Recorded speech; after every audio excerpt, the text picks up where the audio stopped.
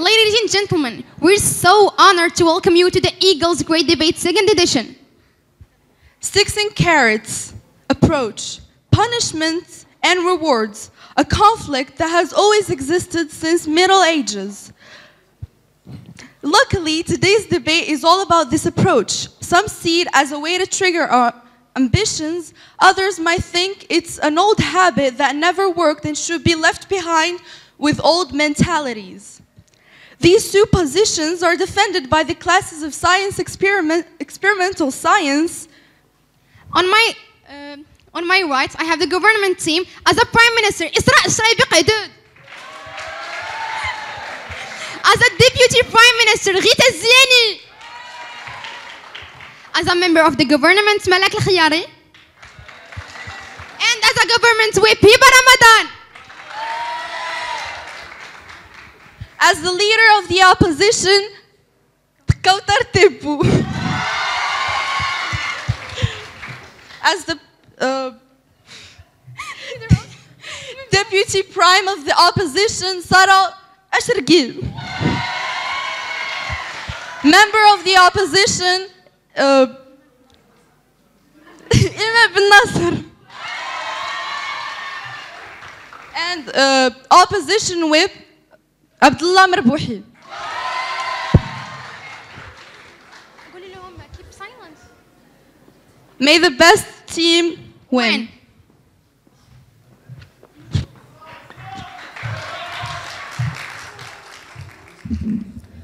By every gesture, you will make some people happy, but you will also make others get angry of you. By every words, you will let some people smile, but you will also let others sad. You can't make everyone proud of you, but you can let yourself proud of yourself. For that, you have to stop being afraid of people. You have to stop being afraid of the fact of hurting them or not. You have to think of yourself, to make mistakes and to learn from it. But you have also to make efforts to let yourself a mature and responsible person and to never let someone control your life because it's yours and not theirs. Ladies and gentlemen, dear judges, honorable, dear members of the opposition, greetings. Sticks and carrots approach in education should no longer be in use.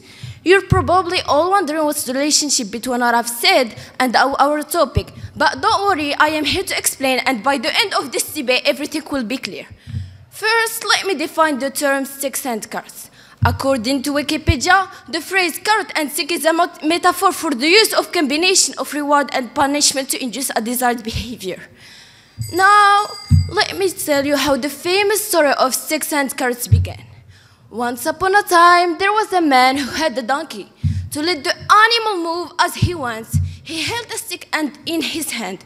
And at the end of the stick, we can find a carrot hanging on a string just in front of the poor living being. The donkey moves to catch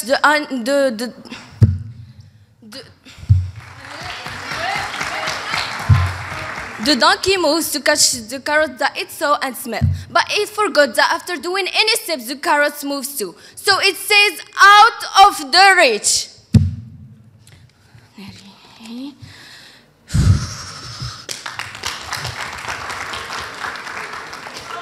The innocent animal keeps repeating the same strategy, pulling or carrying anyone or anything it's laden with until it stops. And when the donkey stops and doesn't want to move, the man hits him by the carrot until he starts moving another time by force and violence. Ladies and gentlemen, we can notice from this story that sticks and carrots take away the purpose of education. It let the person do things that he doesn't want just to get a reward. It let him do things that the other person orders him to do just because he is too afraid of the sanction. To let you have an idea of what I'm talking about, let's take an example of us. Who had ever been into the administration because of a delay or because of something bad he did in class? Raise your hand. For sure, everyone. I want to ask you, dear audience, another question. Did you repeat the same action after you get punished?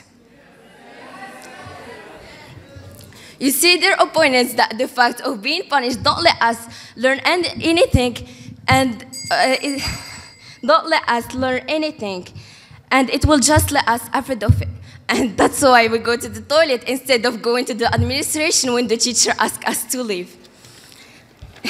Isn't it true, dear opponents? If we still use this approach of sticks and carrots, I can guarantee you that we won't make any steps forward. Since every action that we do it for the other and not for us. So we don't learn and benefit anything from it. So dear opponents, how can you learn from your mistake if you're punished every time you make one? And how could you improve yourself and become better when the only reason you achieve anything is to get a materialist reward? Thank you.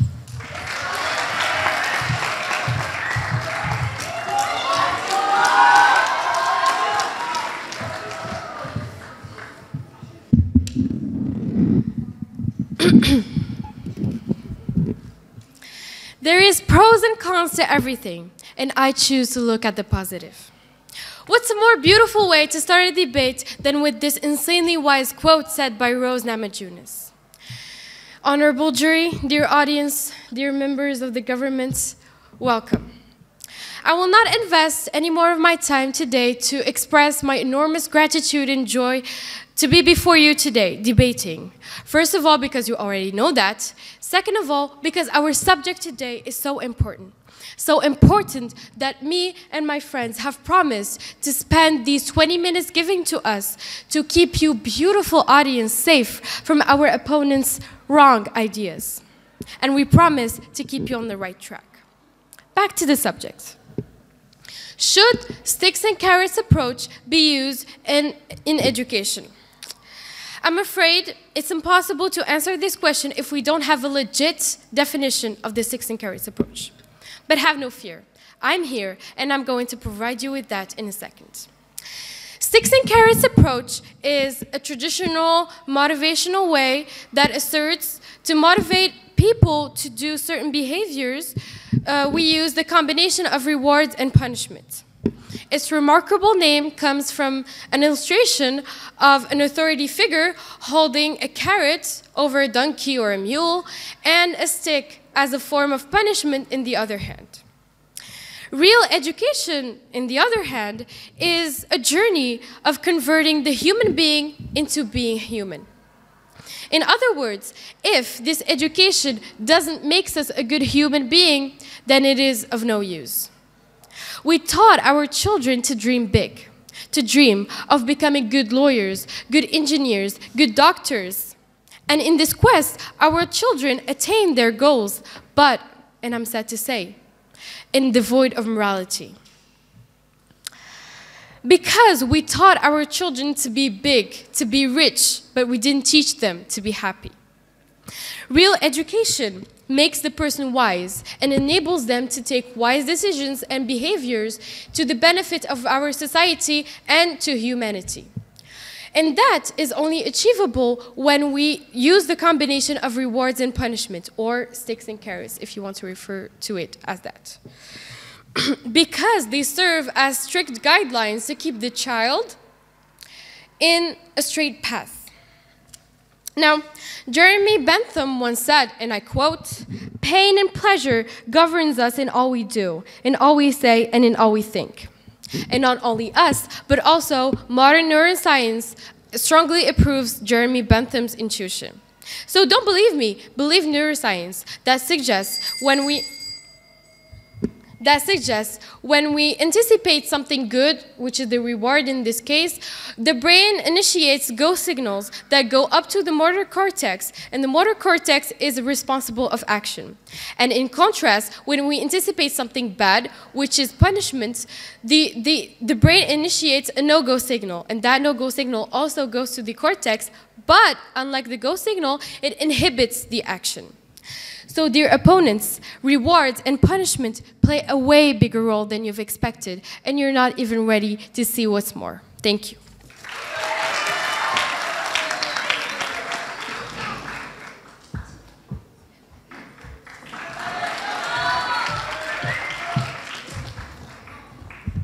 The carrot and the stick are pervasive and persuasive. But if you treat people like donkeys, they will perform like donkeys, said the wise man called John Whitmore. We can't compare humans to animals because we, humans, are aware to self, and we use our brains in many complex ways, contrary to animals. Ladies and gentlemen, morning to one and all.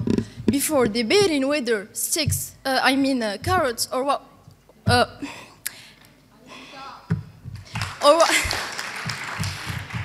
before debating whether carrots or what we mean by it in the approach, rewards, if they work or not, we need to understand what the word works really means. Let me give you one simple example. If I went to the doctor with a sore knee, the only solution to end the pain is to amputate the whole leg. There's no doubt the solution would work, but it's still the wrong answer. What's missing here is that we must look not only at the benefit of the strategy, but at the cost, and decide if the gain is worth the price. Well, all of us were kids once, and our parents used to bribe us in order to make some things up, get our homework done, tidy up our rooms, or simply put, they made us, even sometimes by force, to attend a certain desirable behavior by promising us a goodie that ends up with removing our focus on the task and puts it in the outcome. In this case, we're not motivated for the task anymore, but for the reward. This little anecdote completely shows that those extrinsic rewards, especially if-then rewards, snuff out all motivation and creativity. This also cures the idea that rewarding children based on their actions can send them the message that their parents' love toward them is conditional. The reward may become the only motivation. While many individuals aim to please their educator, some might turn in assignments just for the reward, because if an educator chooses to implement rewards in his environment, he should, as he should, keep an eye out for students who may need... BOI. Sorry, I don't have time. Sure.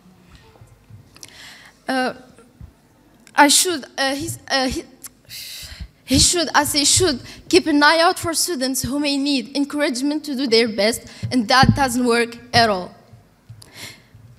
A meta-analysis examined how rewarding system influence on kids' performance. Rewards did improve their performance, but their enjoyment to learn and to grapple with what they learned declined. So basically, using rewards in education isn't a one-size-fits-all solution. Moreover, would you like it if someone else chooses a pair of sneakers instead of you? Of course not. I'm sure you're wondering why I'm asking this question. Well, let me inform you that those bribes reduce choices and the skill of making them. There are many times when our parents need to make decisions for us, especially those involving safety. But what we don't know is when we make decisions for others, we take away the ability from them to choose, so they become dependent on others' choices and unable to make theirs and to know what's best for them. Then, how could you improve yourself if the only person you're achieving these things or actions for is somebody else other than yourself? Furthermore, our behavior should be motivated by an inner conviction of ours, not of somebody else's, because this is called manipulation. Thank you.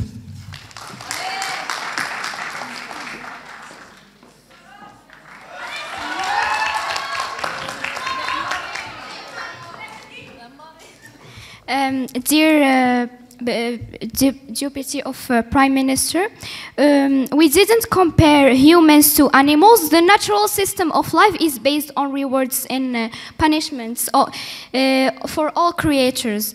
Dear audience, opponents and honorable jury, greetings. First of all, I'd like to say that I'm more than glad to rewalk this stage and refresh some minds that seemed a bit troubled, I admit. I'm also glad for having this huge opportunity to debate about a subject that doesn't only concern all of us, but also concerns next generations. I mean, our debate today is all about education, and none of us can dare to deny the huge importance of it. As Nelson Mandela once said, education is the most powerful weapon we can use to change the world. So yes, dear audience, we gotta make sure the weapon is used in the most effective way ever. And that's exactly our purpose, my friends and I.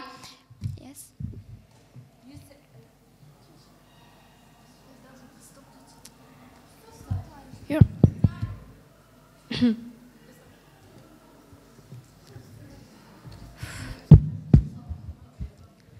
You said that it doesn't work for humans since it started about donkeys. The first story starts with donkeys until one day we start exercising on humans. So what the deputy prime minister said is true since it starts for humans, and So I guess you didn't get very well the subject, because sticks and carrots approach on the donkey is just a metaphor, and it doesn't mean that we treat humans like animals, because it's just literally a metaphor. I was saying that's exactly our purpose, in addition to clarify and chase some wrong ideas some people might have in mind. Dear opposition team, it is true that education faces many problems nowadays, but do you really think that removing sticks and carrots approach in it will solve it all? I'm actually pretty curious about your vision of the world. In a world where teaching a kid what's best for him is not really the right thing to do. Just imagining it makes me think, God, I live in a world where I'm excited to get the reward I deserve. So I do my best. And I'm also punished when I don't respect the rules. Thanks to those rules, I am here. No, you wasted my time enough. I'm doing a good job that pushes me to do my best. Otherwise, life will be totally meaningless. And life would make no sense anymore. واتقوا الله واعلموا أن الله شديد العقاب وأما من آمن وعمل صالحا فله جزاء الحسنى صدق الله العظيم. Dear opponents, even God, who's our highest guidance, our creator, and the one who knows for sure more than any of us how human brain works, promised both punishments and rewards. And the concept is really simple. Just hear me out. If you're a good person and you do good things in your life, your reward is going to heaven, and vice versa. Don't get me wrong, you don't need to be too religious to get that one, because in every culture there is hell and there is heaven, there is punishment and there is rewards. And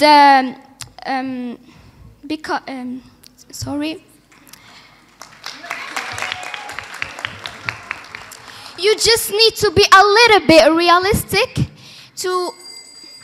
Thank you.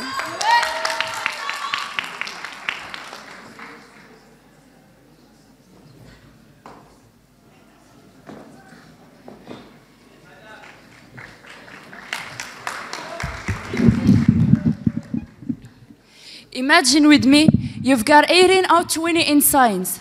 What is the first thing you would think about? Let me answer. You will go directly to see your parents and tell them about the good news. But in another case, if you've got 10 out of 20 or less, the first thing you will say in your mind is that my parents will kill me, they will do this and this. How could I explain it? Ladies and gentlemen, dear jury, dear opponents, this was an example that I'm sure everybody has been through to show you the fear of those kids while doing a bad thing. While doing a bad thing. Yes, having a bad mark in a subject you don't really appreciate is a bad thing for some parents. So they punish him, thinking is what helps humans decide to do the right thing and how they will progress positively and succeed in their life. That means if they aren't punishing their children, they grow up doing the wrong thing. But this is completely wrong, because when we are punishing the children more often, the child becomes angry and defensive because he needs to put all the injury he's got outside of him. He also feels like he's a bad person. More likely, he could repeat again his bad behavior or do more bad things. Like, for example, he would just start lying to escape from those consequences. Is that what we need to see in our children? Liars? He doesn't feel nothing while he's lying because he does really moral choices, because he is afraid. He is driven by fear. He is focusing on the consequences he will suffer rather than on what he is doing, rather than how could his behavior affect someone else. And according to a study from researchers at McGill University suggests it might be time for a different approach. But why? Simply because the study finds that kids reprimanded for lying are more likely to bend the truth, while kids who are given a moral reason for truth, telling them that honesty is the best policy. Researchers stress the effectiveness of punishment in 372 kids between the ages of 4 and 8, and they found that children were less likely to tell the truth when threatened with punishment. You need to know how to discipline your child. But when I say discipline, I mean not by controlling him and punishing him.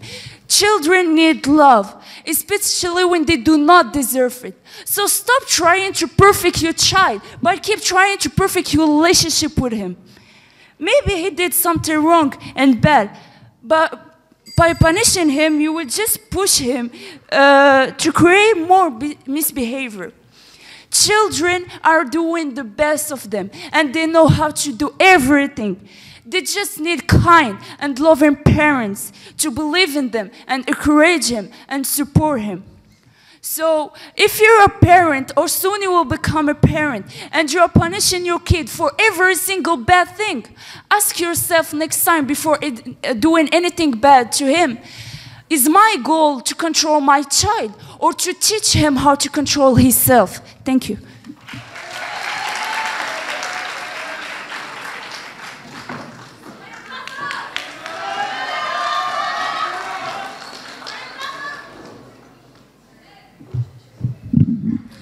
As Imran Khan said, when you remove the concept of reward and punishment on minute, the Euro destruction of fabric will be the result is your destruction of fabric. Dear opponents, audience, and honorable jury, good morning. Before anything, I'd like to thank my teacher and my classmates to offer me this honorable opportunity to stand in front of you in this phenomenal stage for the first time. I'm standing before you all to express my opinion in the favor of the topic. Thanks to education, thanks to our parents, our teachers, and our school for making us a better person. Let's face reality. Teenagers and kids cannot control their life in their own way. Do you think we are wise enough and we have that much experience to think this huge responsibility? The whole world is made with rules, and whenever you break it, you got punished. Imagine if we were punished for our mistakes. Do you think that I would be standing here talking with you, listening? What a great joke. The world would be just like a jungle, and we would be acting just like animals. And for sure, I'm not talking about corporal punishment. Let's take a life example, just right here, and I guess all of you have experienced that. When a teacher cannot control the class, do you think that you'll find students quiet? Well, my nose interferes in everything. So, noisy noise, what do you think? He obviously said no. You clearly turn to your friend to gossip about a new couple in school or about someone who went party last night. Obviously, nobody will care about what the teacher is saying, which means that nobody will understand, and by that, nobody will get good marks. Otherwise, if the teachers took points from your exams or sent to the administration, the class will be, the students will be quiet, and the class will have the favorable conditions to study. And the class will have the favorable conditions to study, which means that everybody will follow. Yes. But you forgot that the teacher should make the students respect him. And when there is respect, there is no noise. And I can give you many examples from many teachers who let us respect him, and we don't make any noise, and we learn, and we have good marks. But like, if the teacher cannot control the class and cannot control the students will no longer be quiet. So, let's take a look. On the other hand, we have teenagers who want to party, who want to try new things that they have no idea about what the consequences would be. Our parents are aware of all of this. That's why they punish us maybe for being late on Saturdays, perhaps by taking our phones or not giving you the money next time. And by that, you learn to never do the wrong things again and again. Let's take a look about what these kids and teenagers in the streets are surviving. The majority of them are addicted to drugs, addicted to stealing, and it can be a bit further to be a murder. And here comes the role of the government, and that's another interesting topic to discuss. Well, dear audience, I guess many of you have pets in your house, dogs, cats, whatever. And whenever you wanted to teach them something, you just give them a piece of meat if they have something done, if they have done something great. And maybe you just reward them to teach them not to pee on the carpet next time, because your mom will obviously kick both of you out. See, even animals need rewards. The life is based on sticks and carrots, and that's what keeps the balance. Thank you.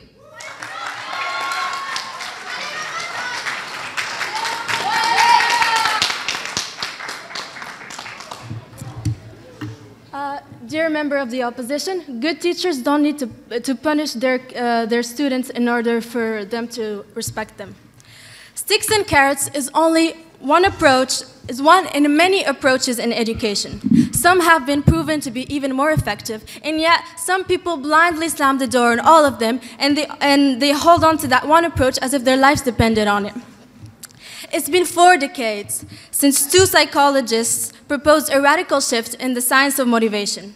At the time, the study of psychological... POI, please. Yes? Since... not yet. You need 1 minute. It's been 4 decades since 2 psychologists proposed a radical shift in the science of motivation. At the time, the study of motivational psychology was dominated by behaviorists who believed people had to be goaded into action. The best way of doing so, they argued, like our opponents, was to prod them with rewards and punishment. POI, yes. Since punishment is not the real solution for a teacher to keep calm in the class, can you suggest a better solution? Teachers who know how to control their classes, the students don't even have time, or they don't even think about disturbing the class for the teacher to even use the punishment in the first place. Edward Deci and Richard Ryan, 2 clinical psychologists and professors, had a nagging sense that the behaviorists were missing something.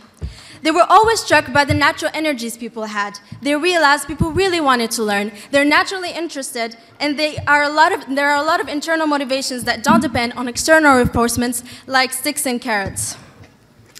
They were interested in looking at those natural motivations that people already have, exploring what spurs them and what kills them.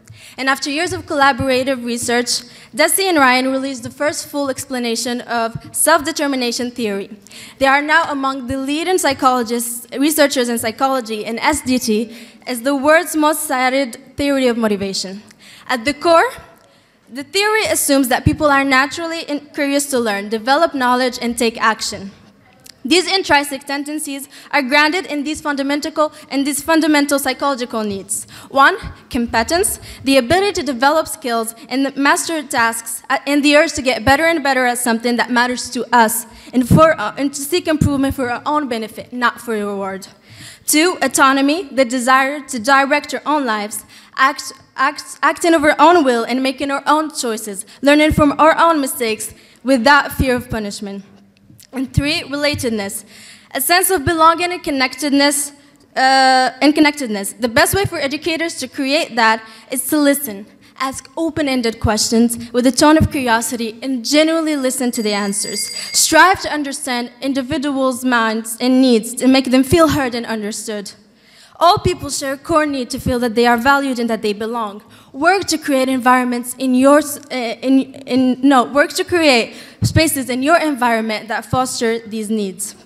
Dan Pink, another adds another need which comes in handy when looking for motivations that we don't have, and that is purpose, which is the yearning to do what we do in service of something larger than ourselves. So setting a purpose for us makes us motivated. When these basic needs are satisfied and cultivated, we're more likely to be motivated to do things without seeking external rewards or running away from punishment. This leads to what Deci and Ryan call high-quality motivation. Professor Ryan said, and I quote, "Essentially, we're saying that these are the conditions under which people operate optimally when they're most engaged, and also the conditions under which people experience their best well-being."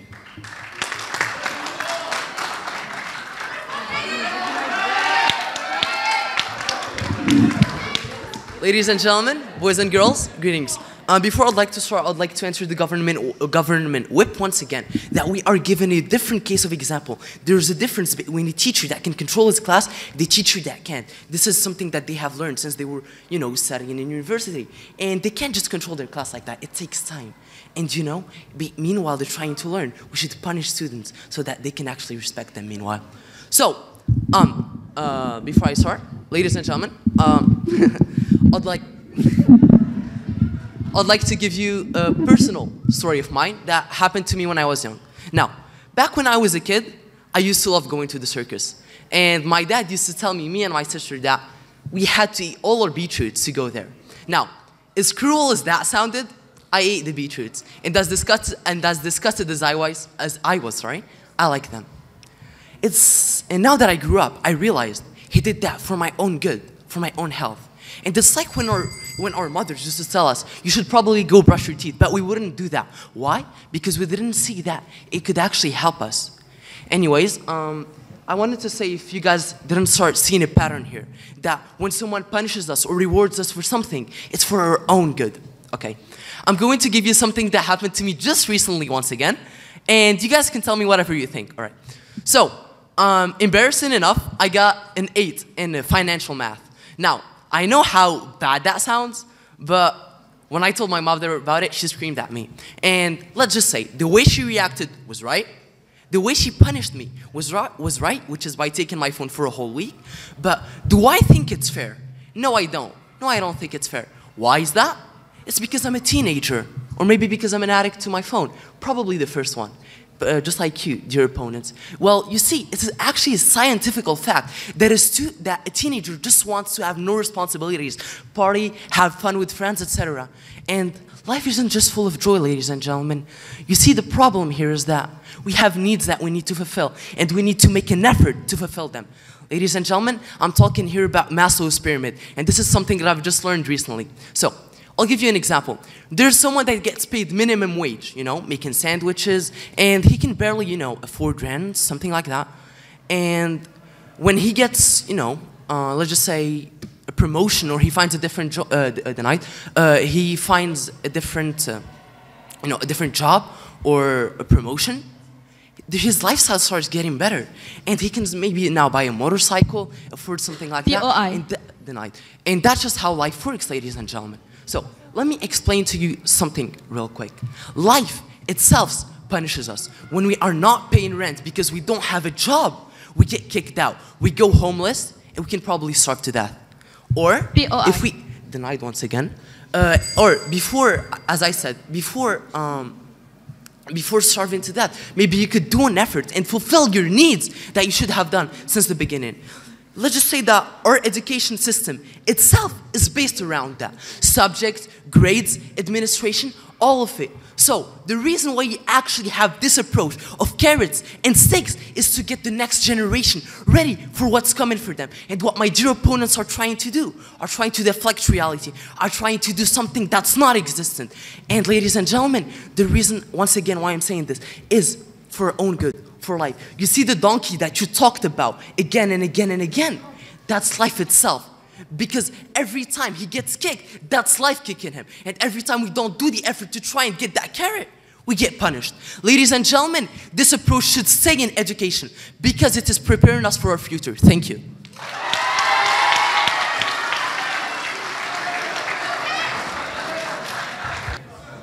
About 4 years ago, I made a choice. I decided to wear the hijab. It was a hard decision, but I finally took it. There were many people asking me that famous question when they saw me the first time wearing the hijab. Did you choose to wear it, or did your parents force you to wear? But only my closest friend didn't ask me that question. You know why they're opponents? It's because they know me. They know how I am. They know that if someone forced me to do something, I won't do it. I won't do it even if it is beneficial for me. My parents educate me to be enough mature and responsible to make my choices alone. If my parents force me to wear the hijab, I swear that I will take it off after 1 week or even 1 day. Or I may do like many girls who wear the hijab just in front of her parents because she is too afraid of her dad. And then when she go outside, she change her clothes and take off the hijab. You see their opponent. Dear Prime Minister, I think you're talking about the hijab, but I'm sure you're talking about the hijab, but the problem is the hijab does not come here as a punishment for something you didn't do or something. So I don't really get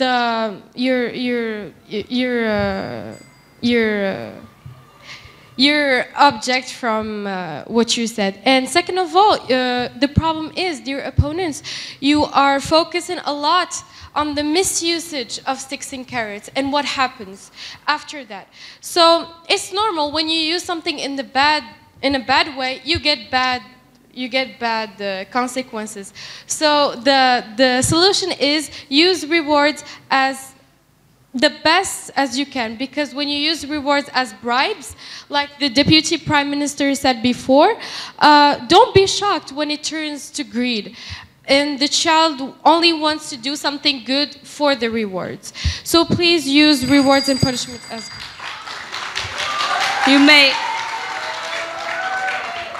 You may not get my point, because when there are many girls who that their parents forced them to wear the hijab, and you can see their opponents that the fact of threatening someone, don't let us go forward, it just creates hypocrisy in our world, since when she take off the hijab, she is hypocrite into his dad, so it's logic. And the opposition whip, I want to tell you that there are many teachers who let us respect them, so we can respect them not by violence. And when the donkey hit when the man hits the donkey with the stick, he let him.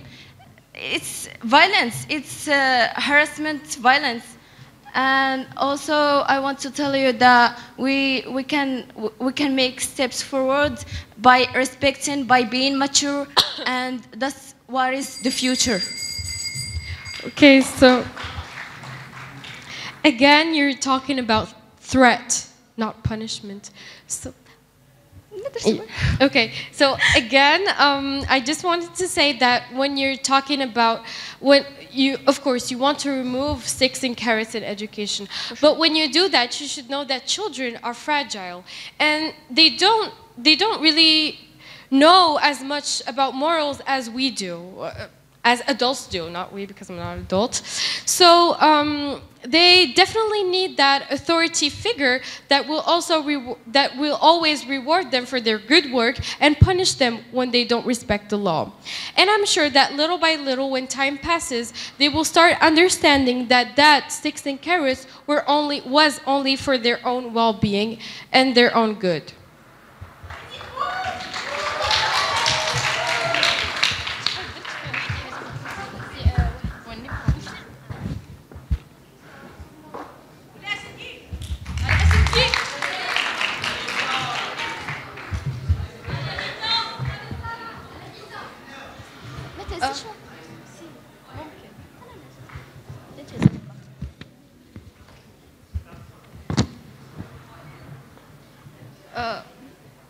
you're giving your children rewards for being such a good boy, you're reducing his personality and underestimating his capacities.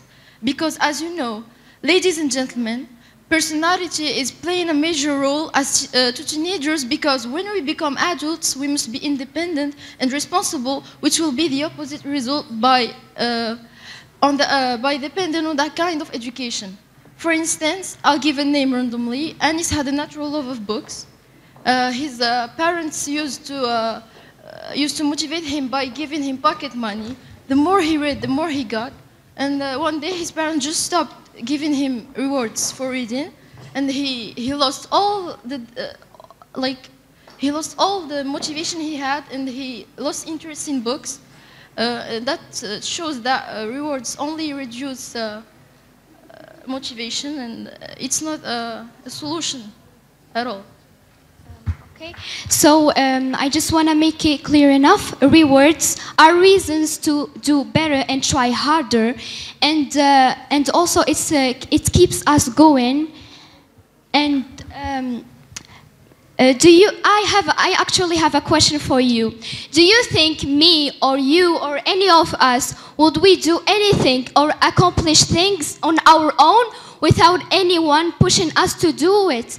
I mean, and that someone wants our best for sure, and especially us Moroccan people, Moroccan teenagers being lazy and motivated and not responsible enough. Do you think that we would accomplish things and make our parents proud? And rewards, as I already said, is only reasons to do better.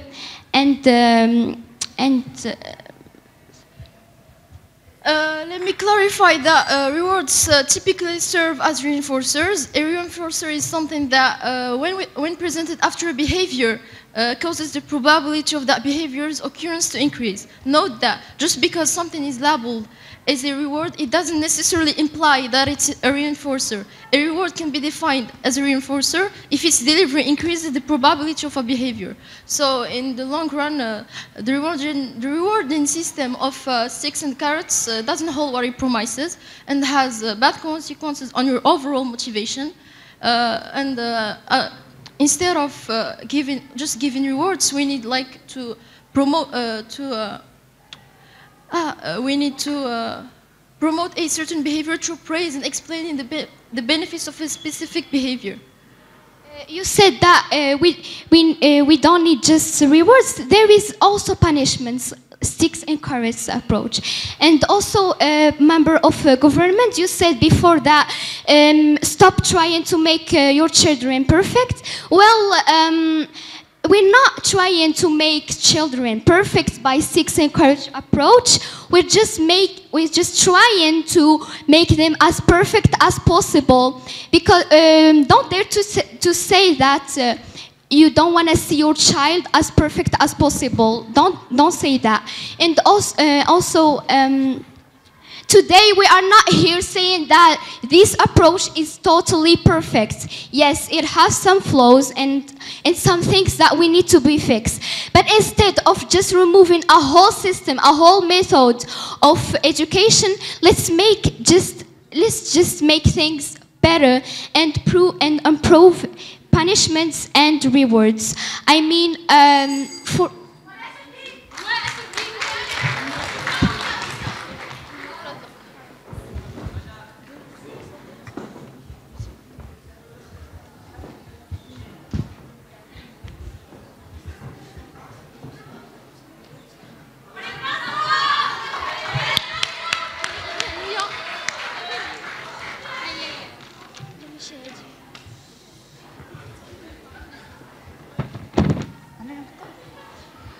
So as responded to the deputy pride minister of the opposition, so if you don't make your child perfect, so why are you punishing him? Why are you rewarding him at all? So you are trying to make him perfect to be better than you and to be better in your eyes. That's why you are punishing him, and you shouldn't punish him at all and even reward it, and you will see. So Sometimes people forget to teach and punish. So, as Dr. Dan Sieg said in his book, The Whole Brain Child, a discipline is a student, not a recipient of behavioral consequences. You can make someone happy by punishing him and never letting him live the adventure of his life. By punishing him, you will just remove all the obstacles in front of him. First of all, you as a mom or your husband, you would clearly want your child to be the best. And by that, you'll punish him. Of course, I'm not talking about corporal punishment.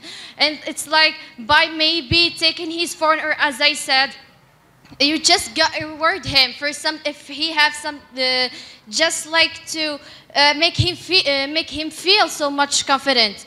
And like if you didn't punish him or reward him, what are you trying to do? Like you are trying to let him feel like a 5-year-old child do whatever he wants, where he doesn't have that much experience in life to take control of his life. And if one kind of punishment didn't work, we don't have to, that doesn't mean that we have to remove punishment. It just means that we have to replace it or to adapt it to another situation. So you said punishment, if punishment is not good. So it's better not to have punishment at all, because when you punish your kid or you reward him, he loses all his self-confidence. So you punish him, you tell him to do not do something, and after he's afraid because you will punish him again and you will do this and this. So I think we think at all that punishment and rewards should no longer be in use, because the child, because as Albert Einstein said, if people are good only because they fear punishment and hope for rewards, then we are a story ended. That means if you punish your kid after he don't know what to do. If you punish your kid for doing something wrong, and he will constantly do it right for the next time, and which means that it will be a habit for him. It's like if you want to teach him some manners, or to teach him like the wrong, that these things that don't have to be used, or these things don't have to be, and also for.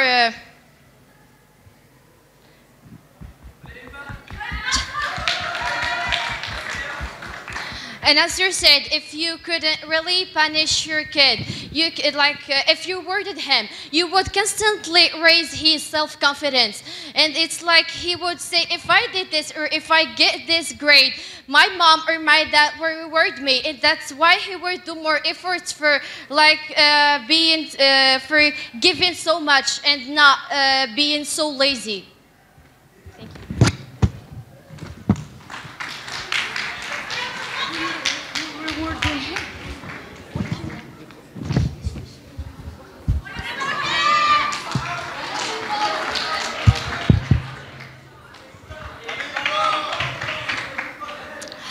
First of all, I think our opponents are a bit confused. You're assuming that if we will run wild if we're not controlled by rewards and punishments.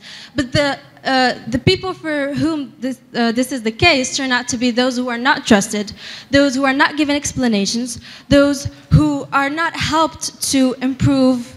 And here's an example.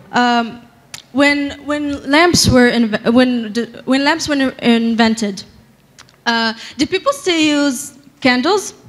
Do you still use candles? No, but do you use them to illuminate your house all the time? It seems classic. No, but do you use it as, naturally, normally? You don't use lights, you use candles instead of lights? Anyway, when lamps were invented, people stopped using candles. I mean, candles still illuminate, but they're not as convenient as lamps. Lamps are better. So why do we rely on... All right. You said that if you don't punish someone, then you will run wild. Yes, you will. I'm going to get out of the topic of education and talk about society as a whole. You know what we call when someone does a crime or something and he does not get punished for it? Anarchy. That's what we call, ladies and gentlemen, anarchy. So, I would like to quickly go back to education and talk to you about this. Imagine you're a parent, right? I've recently grew up and I've started putting my mind somewhere else. And you know, as I was saying, imagine you're a parent, right? And Mrs. Hanan calls you and tells you that your son got an overall average of 10, or he failed his class, or he just disturbed the teacher. How would you feel if you were a single mother or someone who's getting paid minimum wage job and even getting paid millions, that your son is ruining the education of others, or that your son is not respecting the rules as they should be respected? I mean, we could punish them, but, you know, that's the right thing to do.